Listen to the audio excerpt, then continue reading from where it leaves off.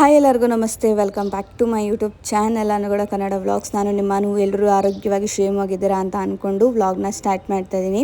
ಇದು trip part 2 ಆಗಿರುತ್ತೆ, continuation vlog ಆಗಿರುತ್ತೆ. ಸೊ ನಿಮಗೆಲ್ಲ ಇಷ್ಟ ಆಗುತ್ತೆ ಅಂತ ಅಂದ್ಕೊಂಡಿದ್ದೀನಿ. ಕೊನೆಯವರೆಗೂ ವಿಡಿಯೋನ ನೋಡಿ ಆ್ಯಂಡ್ ಸಬ್ಸ್ಕ್ರೈಬ್ ಮಾಡ್ಕೊಂಡಿಲ್ಲ ಸಬ್ಸ್ಕ್ರೈಬ್ ಮಾಡ್ಕೊಳ್ಳಿ. ಇನ್ನು ನೆಕ್ಸ್ಟ್ ಡೇನೇ ನಾವು ರೂಮಿಗೆ ಬಂದಿದ್ವಲ್ಲ, ಸೊ ಚಟ್ಟಾಗಿ ನಿದ್ದೆ ಮಾಡಿ ನೆಕ್ಸ್ಟ್ ಡೇ ಬೆಳಗ್ಗೆ ಎದ್ದು ಫ್ರೆಶ್ ಅಪ್ ಆಗಿ ಕಾಫಿ ಕುಡಿಯೋಣ ಅಂತ ಕೆಳಗೆ ಹೋದ್ವಿ. ಬಟ್ ಈ ಕಡೆ ಸೈಡ್ ಏನಂದರೆ ಸುತ್ತಮುತ್ತ ನಿಮಗೆಲ್ಲೂ ಸಿಗಲ್ಲ, ಎಲ್ಲ ಟೌನ್ ಹತ್ರ ಆ ಕಡೆ ಈ ಕಡೆನೇ ಹೋಗಬೇಕು. ಸೊ ನಾವು ತಿರ್ಗಾ ಟಿ ಎತ್ಕೊಂಡು ಟೌನ್ ಹತ್ರ ಹೋಗಿ ಕಾಫಿ ಕುಡಿದು ವಾಪಸ್ ಬಂದು ಎಲ್ಲರೂ ರೆಡಿ ಆದಮೇಲೆ ಇನ್ನಲ್ಲಿ ಬ್ಯಾಕ್ಗ್ರೌಂಡೆಲ್ಲ ಚೆನ್ನಾಗಿತ್ತು ಅಂತ ಹೇಳ್ಬಿಟ್ಟು ಅಲ್ಲಿ ಕೂಡ ಕೆಲವೊಂದು ರೀಲ್ಸು, ಫೋಟೋಶೂಟು, ಆಮೇಲೆ ಗ್ರೂಪ್ ಫೋಟೋಶೂಟ್ ಎಲ್ಲನೂ ಆಯಿತು. ಸೊ ಎಲ್ಲ ಮುಗಿಸ್ಕೊಂಡು ಇನ್ನು ರೂಮ್ಗೂ ಕೂಡ ಚೆಕ್ಔಟ್ ಮಾಡಿ ಅಲ್ಲಿಂದ ನಾವು ವಾಪಸ್ ಸೀದಾ ಬಂದ್ವಿ. ಇನ್ನು ಏನಂದರೆ ಈ ಸೈಡೆಲ್ಲ ನಿಮಗೆ ಊಟ ಸಿಗೋದು ತುಂಬಾ ಕಷ್ಟ ಇದೆ. ಯಾಕಂದರೆ ನಾವು ನಮ್ಮ ಕಡೆ ತಿನ್ನೋ ಊಟಕ್ಕೂ ಈ ಸೈಡ್ ತಿನ್ನೋ ಊಟಕ್ಕೂ ತುಂಬ ಡಿಫ್ರೆನ್ಸ್ ಇದೆ. ನಮಗಂತೂ ಪರದಾಡೋ ಥರನೇ ಆಯಿತು, ಎಲ್ಲಿ ಸಿಗುತ್ತಪ್ಪ ನಮ್ಮ ಇಂಡಿಯನ್ ಫುಡ್ ಅನ್ನೋ ಥರ. ಬಟ್ ಈ ಕಡೆ ಸೈಡ್ ಹೋದರೆ ನಿಮಗೆ ಜಾಸ್ತಿ ಪರೋಟ ಈ ಥರದ್ದೇ ಸಿಗುತ್ತೆ. ನಮ್ಗೆ ಹೋದಾಗ ದೋಸೆ ಸಿಕ್ತು. ಸೊ ಎಲ್ಲರೂ ಚೆನ್ನಾಗಿ ಟಿಫನ್ ಮಾಡಿಕೊಂಡು ಕಾಫಿ ಎಲ್ಲ ಕುಡ್ಕೊಂಡು ಇನ್ನು ಅಲ್ಲಿಂದ ನಾವು ಬಂದಿದ್ದು ಒಂದು ಲೇಕ್ಗೆ. ಇಲ್ಲಿ ಏನಂದರೆ ನಿಮಗೆ ಎಂಟ್ರೆನ್ಸ್ ಫೀಸ್ ಕೂಡ ಇರುತ್ತೆ, ಇಲ್ಲಿ ಬೋಟಿಂಗ್ ಎಲ್ಲ ಇರುತ್ತೆ ಅಂತ ಹೇಳಿದರು. ಸೊ ಹಾಗಾಗಿ ನಾವು ಕೂಡ ಕ್ಯೂ ನಿಂತ್ಕೊಂಡಿದ್ವಿ. ಇನ್ನು ಇನ್ನೊಂದು ಸೈಡ್ ಬಂದು ಮಕ್ಕಳಿಗೆ ಅಂತಲೇ ಹೇಳ್ಬಿಟ್ಟು ತುಂಬ ಗೇಮ್ಸ್ನ ಮಾಡಿದರು. ಜಂಗಲ್ ಬುಕ್ ಅಂತನೇನೋ ಇದೆ, ಅಲ್ಲಿ ಜಿಪ್ಲೈನು ಆ ಥರದ್ದು ಈ ಥರದ್ದೆಲ್ಲ ಮಕ್ಕಳಿಗೆ ಅಂತಲೇ ತುಂಬ ಇತ್ತು. ಆಲ್ಮೋಸ್ಟ್ ಅಲ್ಲಿ ಬಂದಿರೋರೆಲ್ಲ ತುಂಬ ಜನ ಮಕ್ಕಳನ್ನ ಕರ್ಕೊಂಬಂದಿದ್ರು ಈ ಒಂದು ಪ್ಲೇಸ್ಗೆ. ಯಾಕಂದರೆ ಅವರು ತುಂಬ ಎಂಜಾಯ್ ಮಾಡ್ತಾರೆ, ಆಟ ಆಡ್ತಾರೆ ಅಂತ ಹೇಳ್ಬಿಟ್ಟು. ಸೊ ನೀವು ಏನಾದರೂ ಮಕ್ಳನ್ನ ಕರ್ಕೊಂಡೋದ್ರೆ ಖಂಡಿತವಾಗಿ ಈ ಪ್ಲೇಸ್ನ ಮಿಸ್ ಮಾಡಬೇಡಿ. ಯಾಕಂದರೆ ತುಂಬ ಗೇಮ್ಸ್ ಆ್ಯಕ್ಟಿವಿಟೀಸ್ ಇದೆ, ಆಮೇಲೆ ಲೇಕಲ್ಲಿ ಬೋಟಿಂಗ್ ಇದೆ, ಈ ಥರದ್ದೆಲ್ಲ ತುಂಬಾ ಇದೆ. ಆರಾಮಾಗಿ ಮಕ್ಳನ್ನ ಕರ್ಕೊಂಡೋದ್ರೂ ಕೂಡ ಅವ್ರು ತುಂಬ ಎಂಜಾಯ್ ಮಾಡ್ತಾರೆ. ಯಾಕಂದರೆ ಅವ್ರಿಗೂ ಕೂಡ ಒಂಥರ ಅಡ್ವೆಂಚರಸ್ ಆಗಿರುತ್ತೆ, ನೋಡೋದಕ್ಕೂ ಕೂಡ ತುಂಬ ಅಟ್ರಾಕ್ಟಿವ್ ಆಗಿ ಕೂಡ ಇರುತ್ತೆ. ಇನ್ನು ನಾವು ಟಿಕೆಟ್ ಎಲ್ಲ ತೊಗೊಂಡು ಹೊರಟ್ವಿ. ಅಲ್ಲಲ್ಲೇ ನಿಮ್ಗೆ ಒಂದು ಚಿಕ್ಕ ಚಿಕ್ಕ ಈ ಥರ ಸ್ಟಾಲ್ಗಳೆಲ್ಲ ಇಟ್ಟಿದ್ದಾರೆ. ನಾವು ನೋಡೋಣ ಅಂತ ಹೇಳ್ಬಿಟ್ಟು ಮುಂದೆ ಬಂದ್ವಿ. ತುಂಬ ಮಕ್ಳ ಗೇಮ್ಸ್ಗಳೇ ಇತ್ತು. ಅದಾದಮೇಲೆ ಮುಂದೆ ಹೋದರೆ ನಿಮಗೆ ಫಿಶ್ ಸ್ಪಾ, ಆಮೇಲೆ ತುಂಬ ವೆರೈಟೀಸ್ ಆಫ್ ಸಿಗುತ್ತೆ ನಿಮಗೆ ಮಾಡಿಸ್ಕೊಳ್ಳೋದಾದರೆ. ಅದಕ್ಕೆಲ್ಲ ನೀವು ಎಕ್ಸ್ಟ್ರಾ ಪೇ ಮಾಡಬೇಕು. ನಿಮ್ಗೇನಿದ್ರು ಎಂಟ್ರಿ ಟಿಕೆಟ್ ಒಂದು ಸತಿ ಕೊಟ್ಟರೆ ನೀವೆಲ್ಲ ಸುತ್ತಾಡ್ಕೊಂಬರ್ಬೋದು. ಆದರೆ ಈ ಥರ ಲೇಕಲ್ಲಿ ಆಟ ಆಡೋದಕ್ಕೆ, ಫಿಶ್ ಸ್ಪಾ ಮಾಡಿಸ್ಕೊಳ್ಳೋಕ್ಕೆ, ಮಕ್ಳು ಆಟ ಆಡೋದಕ್ಕೆ ಅದಕ್ಕೆಲ್ಲ ನೀವು ಎಕ್ಸ್ಟ್ರಾ ಪೇ ಮಾಡಿ ಟಿಕೆಟ್ ತೊಗೊಂಡು ಈ ಥರದಕ್ಕೆಲ್ಲ ಆಡಬೇಕು. ಸೊ ಇಲ್ಲೂ ಇದೆ ನೋಡಿ, 300, 450, 700ವರೆಗೂ ನಿಮಗಿದೆ. ಅಂದರೆ ಜನಗಳ ಮೇಲೆ ಡಿಪೆಂಡ್ ಮಾಡಿ ನಿಮಗೆ ಲೇಕಲ್ಲಿ ಬೋಟಿಂಗ್ ಎಲ್ಲ ಕರ್ಕೊಂಡು ಹೋಗ್ತಾರೆ. ನಾವು ಗ್ರೂಪ್ ಅವರು ಇನ್ನೊಂದು ಬೇರೆ ಕಡೆ ಲೇಕಲ್ಲಿ ಬೋಟಲ್ಲಿದೆ, ಇದಕ್ಕೇನು ಹೋಗೋದು ಬೇಡ ಅಂತ ಅಂದ್ಕೊಂಡು ಜಸ್ಟ್ ವ್ಯೂ ಮಾತ್ರ ಎಂಜಾಯ್ ಮಾಡಿಕೊಂಡು ಸುತ್ತ ಓಡಾಡಿಕೊಂಡು ಏನೇನಿದೆ ಅಂತೆಲ್ಲ ನೋಡ್ಕೊಂಡು ಬಂದ್ವಿ. ನೀವು ಲೇಕಲ್ಲಿ ಆಟ ಆಡ್ತೀನಿ ಮಕ್ಳ ಜೊತೆ, ಮಕ್ಕಳನ್ನ ಆಟ ಆಡಿಸ್ತೀವಿ ಅಂದರೆ ಖಂಡಿತವಾಗ್ಲೂ ಈ ಪ್ಲೇಸ್ಗೆ ಬನ್ನಿ, ಇಲ್ಲ ಅಂದರೆ ಬೇಡ. ರೀಲ್ಸ್ ಸ್ಟ್ರಗಲ್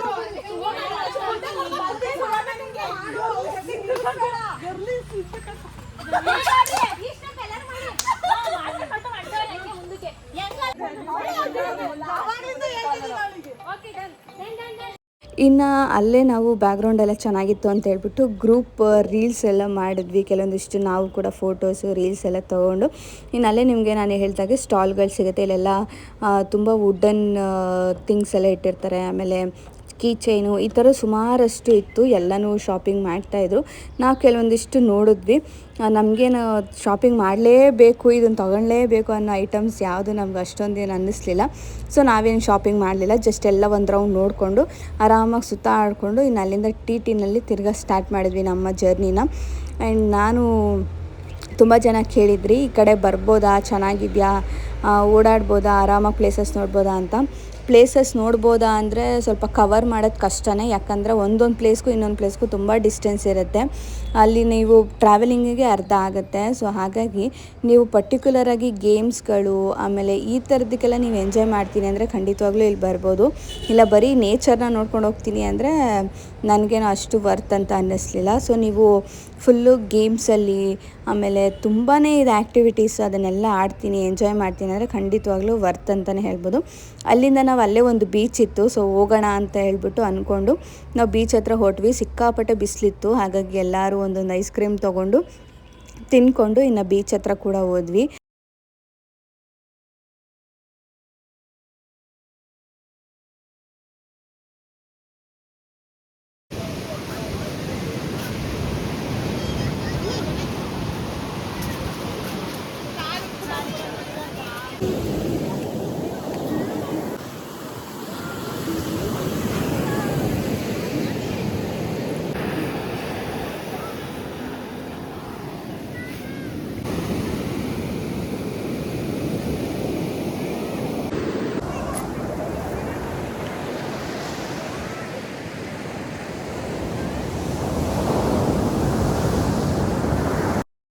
ನಾವಲ್ಲಿ ಒಂದು ಅರ್ಧ ಗಂಟೆ ಇದ್ವಿ ಆಟ ಆಡಿಕೊಂಡು ಸ್ವಲ್ಪ ಹೊತ್ತು. ನಮಗೆ ಇದು ಪ್ಲ್ಯಾನ್ ಇರಲಿಲ್ಲ ಬೀಚು, ಸೊ ಹಾಗಾಗಿ ನಾವೇನು ಜಾಸ್ತಿ ಆಳಕ್ಕೆಲ್ಲ ಹೋಗಲಿಲ್ಲ, ಯಾಕಂದರೆ ತುಂಬಾ ವೇವ್ಸ್ ಕೂಡ ಇತ್ತು. ಆರಾಮಾಗಿ ಫೋಟೋಸು ವೀಡಿಯೋಸ್ ತಕ್ಕೊಂಡು ಸ್ವಲ್ಪ ಹೊತ್ತು ಅಲ್ಲೇ ಆರಾಮಾಗಿ ಒಂಥರ ಅಲ್ಲಿ ಬೀಚಲ್ಲಿ ಇದ್ರೇ ಏನೋ ಒಂಥರ ಪೀಸ್ಫುಲ್ ಅಂತ ಅನಿಸುತ್ತೆ, ಒಂಥರ ಬೀಚ್ ಥೆರಪಿ ಥರ.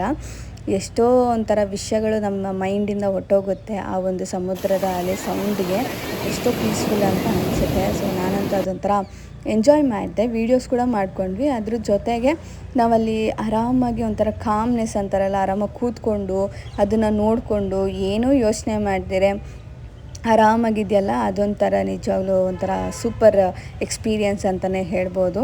ಇನ್ನು ನಾನಂತೂ ಆರಾಮಾಗಿ ಬೀಚಲ್ಲಿ ಓಡಾಡಿಕೊಂಡು ಸುತ್ತಾಡಿಕೊಂಡು ಬೀಚನ್ನ ಎಂಜಾಯ್ ಮಾಡಿಕೊಂಡು, ಯಾಕಂದರೆ ಅಲ್ಲೂ ಕೂಡ ತುಂಬ ಫ್ಯಾಮಿಲೀಸ್ ಎಲ್ಲ ಬರ್ತಾಯಿದ್ರು, ಮುಂದೆಗಡೆನೇ ಆಟ ಆಡ್ತಾಯಿದ್ರು. ಇವಾಗೆಲ್ಲ ಜಾಸ್ತಿ ಮುಂದಕ್ಕೆ ಬಿಡಲ್ಲ, ಗೊತ್ತಿರುತ್ತೆ ಅಲೆಗಳು ಹೇಳ್ಕೊಂಡು ಹೊಟ್ಟೋಗ್ಬಿಡ್ತವೆ ಅಂತ ಹೇಳ್ಬಿಟ್ಟು. ಹಾಗಾಗಿ ಸ್ವಲ್ಪ ಹಿಂದೆಗಡೆನೇ ಎಲ್ಲರೂ ಆಟ ಆಡಿಕೊಂಡ್ರು. ನಾವು ಸ್ವಲ್ಪ ಹೊತ್ತು ಆಟ ಆಡಿಬಿಟ್ಟು ಇನ್ನು ಅಲ್ಲಿಂದ ಹೊರಟು ಸೀದಾ ಬಂದ್ವಿ. ನಾವು ಅಲ್ಲಿ ಬೀಚ್ ಮುಗಿಸ್ಕೊಂಡು ಬರೋ ಅಷ್ಟೊತ್ತಿಗೆ ಸಂಜೆ ಆಗೋಗಿತ್ತು, ಒಂದು 6:30 ಆಗಿತ್ತು ನಾವಲ್ಲಿ ಹೊರಟಾಗ. ಸೊ ಹಾಗಾಗಿ ಎಲ್ಲರೂ ಟೀನಲ್ಲಿ ಎಲ್ಲರೂ ಡ್ಯಾನ್ಸ್ ಗಿನ್ಸ್ ಎಲ್ಲ ಆಡಿಕೊಂಡು ರೂಮ್ಗೂ ಕೂಡ ರೀಚ್ ಆಗಿ ಮಲ್ಕೊಂಡ್ವಿ. ರೂಮ್ಗೆ ಹೋಗೋ ಅಷ್ಟೊತ್ತಿಗೆ ಊಟ ಗೀಟ ಎಲ್ಲ ಮುಗಿಸ್ಕೊಂಡು ಮಧ್ಯರಾತ್ರಿ 12 ಗಂಟೆ 1 ಗಂಟೆ ಆಗೋಗ್ತಾಯಿತ್ತು ಪ್ರತಿ ದಿವಸನೂ, ಯಾಕಂದರೆ ಡಿಸ್ಟೆನ್ಸ್ ಜಾಸ್ತಿ ದೂರ ಇರ್ತಾಯಿತ್ತು. ನಾವು ಇರೋದಕ್ಕೂ ಮತ್ತು ರೂಮ್ ಇರೋದಕ್ಕೂ ಸ್ವಲ್ಪ ಡಿಸ್ಟೆನ್ಸ್ ಇರ್ತಾಯಿತ್ತು. ಹಾಗಾಗಿ ಹೋಗಿ ಮಲ್ಕೊಳ್ಳೋ ಅಷ್ಟೊತ್ತಿಗೆ ಟೈಮ್ ಆಗೋಗ್ತಾಯಿತ್ತು. ಇನ್ನು ಮಲ್ಕೊಂಡು ಎದ್ದು ಬೆಳಗ್ಗೆ ನೋಡಿದಾಗ ಈ ಥರ ಕಾಣಿಸ್ತಾಯಿತ್ತು. ವೆದರ್ ಅಂತೂ ಸಿಕ್ಕಾಪಟ್ಟೆ ಒಂಥರ ಚಳಿ ತಣ್ಣಗಿತ್ತು ವೆದರು, ಅಷ್ಟು ಚೆನ್ನಾಗಿತ್ತು ಸುತ್ತಮುತ್ತ ಎಲ್ಲ. ನಾವು ರೂಮ್ ಮಾಡಿದ ಕಡೆ ಎಲ್ಲ ರೂಮ್ ಕೂಡ ಅಷ್ಟೇ, 3 ರೂಮ್ ಮಾಡಿದರು. ಒಂದು ರೂಮಲ್ಲಿ ನೀವು ಆಲ್ಮೋಸ್ಟ್ ಒಂದು 4-5 ಮೆಂಬರ್ಸ್ ಕೂಡ ಮಲ್ಕೋಬೋದು, ಆ ಥರ ಇತ್ತು ರೂಮು. ತುಂಬ ಚೆನ್ನಾಗೇ ಇತ್ತು ರೂಮು. ಆದರೆ ಬಿಸಿನೀರೊಂದು ಬರಲಿಲ್ಲ ಅಷ್ಟೇ, ಎಲ್ಲ ಸೈಡು ಅಷ್ಟೇ ಬಿಸಿನೀರೊಂದು ಬರಲಿಲ್ಲ. ನಾವೆಷ್ಟೇ ಅವ್ರಿಗೆ ಇನ್ನು ಅವ್ರಿಗಂತೂ ಹೇಳಿ ಸಾಕಾಯಿತು, ನೀರು ಬರ್ತಾಯಿಲ್ಲ ಬಿಸಿನೀರು ಬರ್ತಾಯಿಲ್ಲ ಅಂತ ಹೇಳ್ಬಿಟ್ಟು. ಅವರು ರೆಡಿ ಮಾಡೋರು ಹೊಟ್ಟೋಗೋರು, ಏನೂ ಮಾಡೋದಕ್ಕಾಗಲ್ಲ. ನಾವು ಈಚೆಗಡೆ ಬಂದಾಗ ಈ ಥರನೇ ಇರಬೇಕು ಆ ಥರನೇ ಇರಬೇಕು ಅಂತ ಡಿಮ್ಯಾಂಡ್ ಮಾಡೋಕ್ಕಾಗಲ್ಲ. ಸೊ ಏನಿತ್ತು ಅದರಲ್ಲೇ ಎಲ್ಲರೂ ಬಿಸಿನೀರಲ್ಲಿ ಸ್ವಲ್ಪ ಫ್ರೆಶ್ ಅಪ್ ಎಲ್ಲ ಆಗಿ ರೆಡಿಯಾಗಿ ಇನ್ನು ಕೆಳಗೆ ಬಂದರೆ ನಮ್ಮ ರೂಮ್ ಹತ್ರನೇ ಒಂದು Indian spices and herbal garden ಅಂತ ಇತ್ತು. ಸೊ ಇಲ್ಲಿ ಫ್ರೀ ಎಂಟ್ರಿ ಇರುತ್ತೆ, ಒಬ್ಬರು ನಿಮಗೆ ಎಕ್ಸ್ಪ್ಲೇನ್ ಮಾಡೋರು ಕೂಡ ಇರ್ತಾರೆ. ಓಕೆ, ಫ್ರೀ ಅಲ್ವಾ, ನಮ್ಗೆ ಅದ್ರ ಬಗ್ಗೆನೇ ತಿಳ್ಕೊಳಂಗಾಗುತ್ತೆ, ಸ್ಪೈಸಸ್ ಎಲ್ಲ ಇರುತ್ತೆ, ಒಂಥರ ಮಾರ್ಕೆಟ್ ಥರ ಎಲ್ಲ ಇರುತ್ತೆ ಅಂತ ಅಂದ್ಕೊಂಡು ನಾವು ಇಮ್ಯಾಜಿನೇಷನ್ ಮಾಡ್ಕೊಂಡು ಎಲ್ಲರೂ ಹೋದ್ವಿ. ಅವ್ರು ಎಕ್ಸ್ಪ್ಲೇನ್ ಮಾಡೋರು ಕೂಡ ಅಷ್ಟೇ, ತುಂಬ ಚೆನ್ನಾಗಿ ಎಕ್ಸ್ಪ್ಲೇನ್ ಮಾಡಿದ್ರು, ಇಲ್ಲ ಅಂತ ಹೇಳ್ಬಾರ್ದು. ಅಲ್ಲಿ ಹೇಗೆಲ್ಲ ಸ್ಪೈಸಸ್ನ ಬೆಳೀತಾರೆ, ಆಮೇಲೆ ಇಂಡಿಯನ್ ಆರ್ಗ್ಯಾನಿಕ್ಕಾಗಿ ಹೇಗೆಲ್ಲ ತಲೆನೋವಾಗಿರ್ಬೋದು, ಮೈಕೈ ನೋವಾಗಿರ್ಬೋದು, ಹೇರ್ ಫಾಲ್ಗಾಗಿರ್ಬೋದು, ಡ್ಯಾಂಡ್ರಫ್ ಆಗಿರ್ಬೋದು, ಈ ಥರದ್ದೆಲ್ಲ ಸುಮಾರಷ್ಟು ಹೇರ್ ಆಯಿಲ್ನ ತಯಾರಿಸ್ತಾರೆ ಅಂತ ತುಂಬಾ ವಿಚಾರಗಳನ್ನ ಗಿಡಗಳನ್ನ ನಮಗೆ ತೋರಿಸಿದ್ರು. ಅದು ತುಂಬಾ ಖುಷಿಯಾಯಿತು. ಹಾಗೆ ನೀಟಾಗಿ ಎಕ್ಸ್ಪ್ಲೈನ್ ಕೂಡ ಮಾಡಿದ್ರು. ಆಮೇಲೆ ತುಂಬಾ ಒಂಥರ ಅವ್ರು ಹೇಳ್ಬೇಕಾದ್ರೆ ಹೌದು ಇಷ್ಟೊಂದು ಇದೆಯಾ ಅಂತೆಲ್ಲ ಅನಿಸೋ ಥರ ಫೀಲ್ ಆಯಿತು. ಸೊ ಅದೆಲ್ಲ ಕೇಳ್ಕೊತ ಮುಂದೆ ಹೋದರೆ ದೊಡ್ಡದಾಗಿ ಫುಲ್ಲು ದೊಡ್ಡ ಶಾಪೇ ಇದೆ. ನಮಗದು ನೋಡಿನೇ ಶಾಕ್ ಆಯಿತು. ಯಾಕೆ ಅಂದರೆ ಅವ್ರು ಹೇಳ್ದಾಗೆ ಎಲ್ಲ ಪ್ಯೂರ್ ಆಗಿರುತ್ತೆ, ಎಲ್ಲ ನಾವು ಹರ್ಬಲ್ಲಲ್ಲಿರುತ್ತೆ ಹಾಗೆ ಅಂತ ಹೇಳಿದ್ರಲ್ಲ, ಅವ್ರು ಮಾಡಿರೋ ಪ್ರತಿಯೊಂದು ಎಲ್ಲ ಪ್ಯಾಕೇಜ್ ಮಾಡಿ ಎಲ್ಲ ಇಟ್ಬಿಟ್ಟಿದ್ದಾರೆ. ಆವಾಗ ನಮ್ಗೆ ಅಲ್ಲಿ ಕರ್ಕೊಂಡೋಗಿ ತೋರಿಸ್ತಾರೆ, ನಿಮ್ಗೆ ಏನು ಬೇಕು ನೀವು ತೊಗೊಳ್ಳಿ, ಹೇರ್ ಆಯಿಲ್ ತೊಗೋಬೇಕಾ ತೊಗೊಳ್ಳಿ, ಇದೆಲ್ಲ ತುಂಬಾ ಹರ್ಬಲ್ ಇದೆ, ಆಮೇಲೆ ಮಸಾಲಾಸ್ ಎಲ್ಲ ಪ್ಯೂರ್ ಮಸಾಲಾಸು ಹಾಗೆ ಅಂತೆಲ್ಲ ಹೇಳಿ ತೊಗೊಳಕ್ಕೆ ಹೇಳ್ತಾರೆ. ಸೊ ಎಲ್ಲರೂ, ನಾನು ಕೂಡ ಅದನ್ನೇ ಅಬ್ಸರ್ವ್ ಮಾಡ್ತಾರೆ, ಎಲ್ಲರೂ ತೊಗೊಂಡ್ರು, ಅದು ತಪ್ಪಲ್ಲ. ಆದರೆ ಅದರಲ್ಲಿ ನನಗೊಂದು ವಿಷಯ ಏನನ್ನಿಸ್ತು ಅಂದರೆ, ಇವಾಗ ನಾವು ಮೆಡಿಸಿನ್ಸ್ ಆಗಿರ್ಬೋದು, ಹೇರ್ ಆಯಿಲ್ಗಳನ್ನೆಲ್ಲ ತೊಗೊಂಡಾಗ ನಮಗೆ ಒಂದೇ ತಿಂಗಳಿಗೆ ಅದು ರಿಸಲ್ಟ್ ಗೊತ್ತಾಗಲ್ಲ. ಬಟ್ ಅವ್ರು ಏನು ಹೇಳ್ತಾ ಇದ್ದಾರೆ ಅಂದರೆ, ಇದು 1 ತಿಂಗಳು ನೀವು ಕರೆಕ್ಟಾಗಿ ಹಚ್ಕೊಂಡ್ರೆ ಸಾಕು, ರಿಸಲ್ಟ್ ಗೊತ್ತಾಗೋಗ್ಬಿಡುತ್ತೆ, ನೀವು ಮತ್ತೇನು ಇಲ್ಲಿಗೆ ಬಂದು ತೊಗೊಳ್ಳೋ ಅವಶ್ಯಕತೆ ಇಲ್ಲ ಅಂತ ಹೇಳಿದ್ರು. ಸೊ ಇದು ನನಗೆ ಸ್ವಲ್ಪ ಡೌಟ್ ಅಂತ ಅನ್ನಿಸ್ತು. ಸೊ ಹಾಗಾಗಿ ನಾನೇನು ತೊಗೊಳ್ಳಿಲ್ಲ. ಯಾರು ತೊಗೋಬಾರ್ದು ಅಂತಲೂ ಹೇಳ್ತಾ ಇಲ್ಲ, ಬಟ್ ಅವ್ರವ್ರದು ಒಪಿನಿಯನ್ನು, ತೊಗೊಳ್ಳೋರು ತೊಗೋಬೋದು. ಬಟ್ ಏನು ಅನ್ನಿಸ್ತು ಅಂದರೆ, ಅಷ್ಟೊಂದೆಲ್ಲನೂ ಹೇಳಿ ಲಾಸ್ಟಿಗೆ ಬ್ಲೇಡ್ ಹಾಕ್ದಂಗೆ ಆಯಿತು ಅಂತ ಅನ್ನಿಸ್ತು ನಮಗೆ. ಫ್ರೀ ಅಂತ ಹೋಗಿ ಬ್ಲೇಡ್ ಹಾಕಿಸ್ಕೊಳ್ಳೋಂಗಾಯಿತು ಅಂತ ಅನ್ನಿಸ್ತು. ಅದೇ ಥರ ಎಕ್ಸ್ಪೀರಿಯೆನ್ಸ್ ಆಗುತ್ತೆ ನಿಮ್ಗೆ ಅಲ್ಲಿಗೆ ಹೋದರೆ ಒಂದ್ಸತಿ, ನೀವು ಕೂಡ ಎಕ್ಸ್ಪೀರಿಯೆನ್ಸ್ ಮಾಡಿ. ನಾವೇನು ಅಂದ್ಕೊಂಡ್ವಿ ಅಂದರೆ, ಅಲ್ಲಿ ಇದೇ ಥರ ಇದೊಂದೇ ಇರೋದು ಅಂತ ಅಂದ್ಕೊಂಡ್ವಿ, ಬಟ್ ಅಲ್ಲಿ ಸುಮಾರಷ್ಟು ಇದೆ, ಆ ಥರ ಸುಮಾರಷ್ಟು ಶಾಪ್ಗಳಿದ್ದಾವೆ.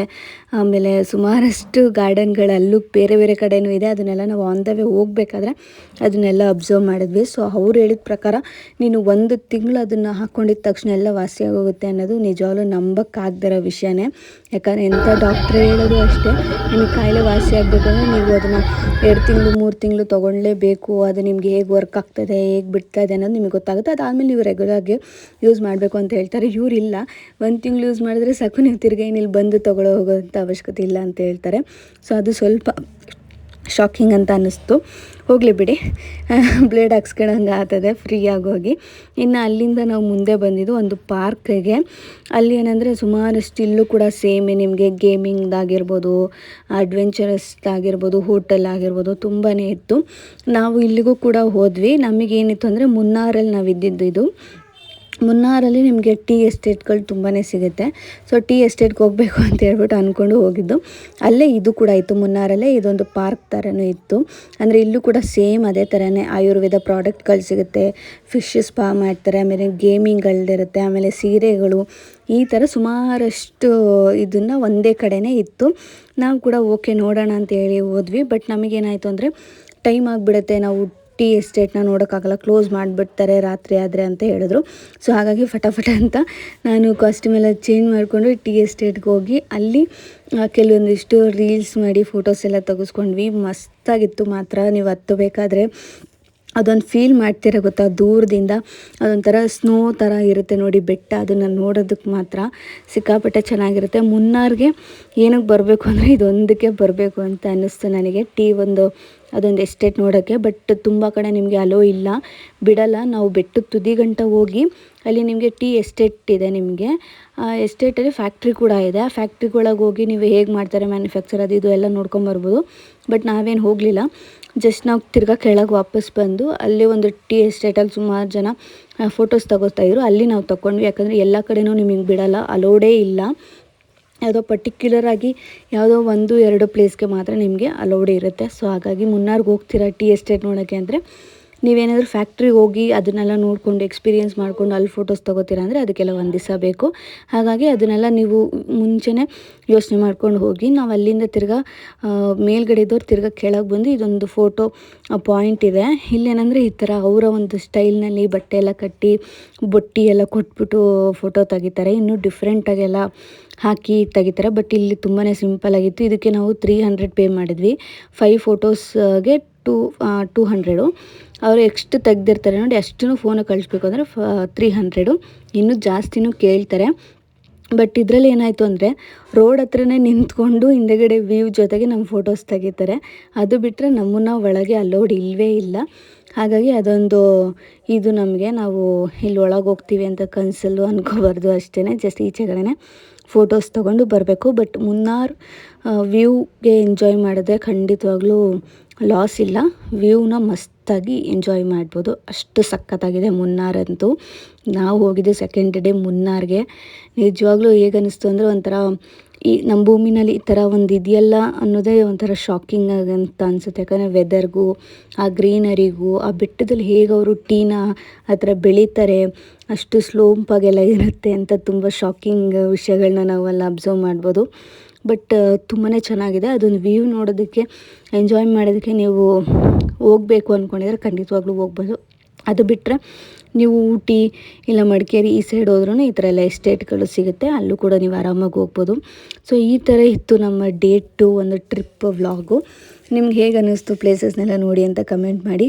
ಇನ್ನು ಅಲ್ಲಿಂದ ವಾಪಸ್ ಬರೋ ಅಷ್ಟೊತ್ತಿಗೆ ನಮಗೆ ಸಂಜೆ ಆಗೋಗಿತ್ತು. ಹಾಗಾಗಿ ನಾವು ಅಲ್ಲೇ ಎಲ್ಲ ಮುನ್ನಾರ್ ಸಿಟಿನೆಲ್ಲ ನೋಡಿಕೊಂಡು ಜಸ್ಟ್ ಗಾಡಿನಲ್ಲೇ ಎಲ್ಲ ಕೂತ್ಕೊಂಡು ಎಲ್ಲ ನೋಡಿಕೊಂಡು ಅನ್ನೇ ಒಂದು ಕಡೆ ಹೋಟ್ಲ್ ಹತ್ರ ನಿಲ್ಲಿಸಿ ಎಲ್ಲರೂ ಊಟ ಗೀಟ ಎಲ್ಲ ಮಾಡಿಕೊಂಡು ಇನ್ನು ಅಲ್ಲಿಂದ ನಾವು ರೂಮ್ ಸೈಡ್ ಹೋದ್ವಿ. ಇನ್ನು ನೆಕ್ಸ್ಟ್ ಡೇ ಹೇಗಿತ್ತು ಅಂತ ನೆಕ್ಸ್ಟ್ ಡೇ ಲಾಸ್ಟ್ ಡೇದು ನಾನು ನೆಕ್ಸ್ಟ್ ವ್ಲಾಗ್ನ ಅಪ್ಲೋಡ್ ಮಾಡ್ತೀನಿ. ಹಾಗೆ ಸಿಗ್ತೀನಿ ಮುಂದಿನ ವೀಡಿಯೋದಲ್ಲಿ. ಅಲ್ಲಿವರೆಗೂ take care, bye bye. Thank you for watching. Subscribe ಮಾಡ್ಕೊಂಡಿಲ್ಲ ಅಂದರೆ ಸಬ್ಸ್ಕ್ರೈಬ್ ಮಾಡ್ಕೊಳ್ಳಿ. Thank you.